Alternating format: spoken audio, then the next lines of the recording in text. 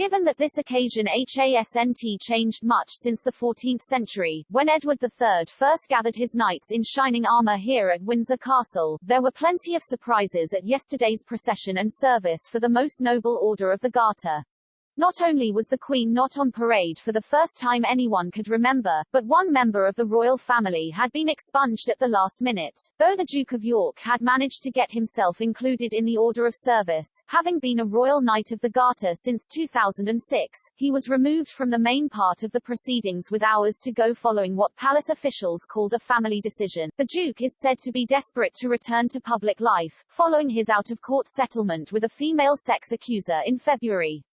It remains clear that the Duke has yet to convince his own family, let alone the public. And, on top of all that, Windsor Castle was also being treated to a noisy protest yesterday.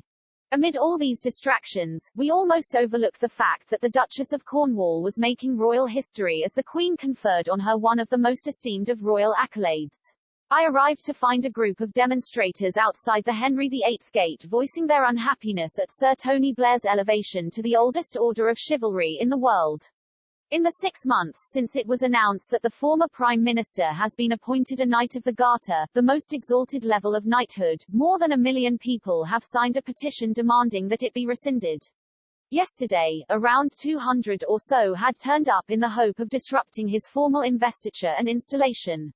Some were veterans of the Stop the War movement, others waved Palestinian flags, while many had come in support of Julian Assange, the WikiLeaks founder currently facing extradition to the USA. The mighty, siege-proof medieval stonework ensured that the din, Tony Blair, war criminal, etc., echoing down Windsor High Street was scarcely audible on the other side of the castle walls.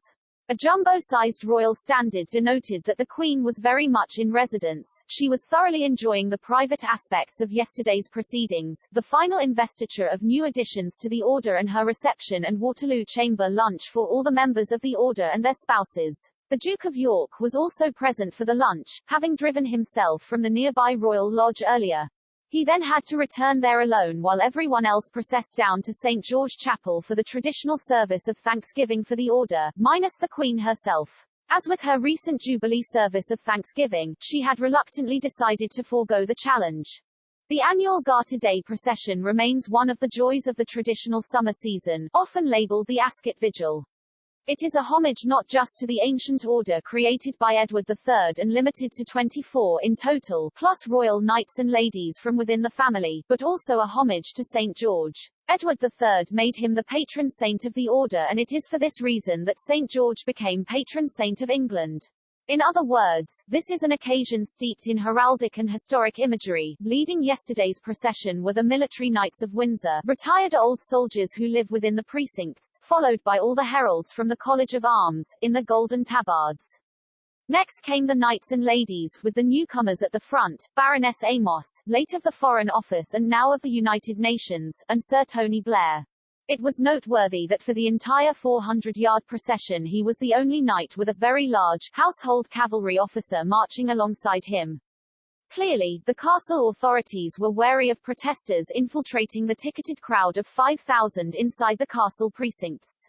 Though these were all staunch royalists who had applied for tickets in a public ballot months back, they had also been allowed to bring picnics.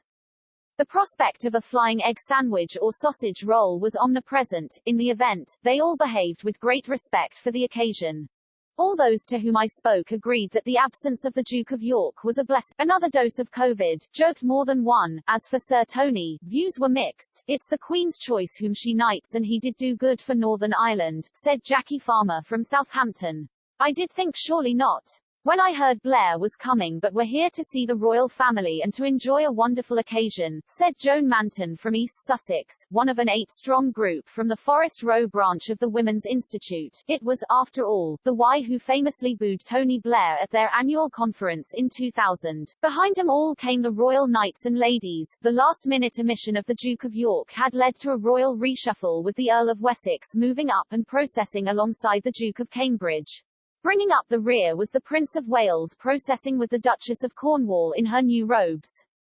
Previously, royal consorts had to be queen to become a Lady of the Garter. This is, therefore, a signal honour for the Duchess. After the service, the royal couple were joined by the Cambridges for a carriage ride back up to the castle, amid much laughing and waving.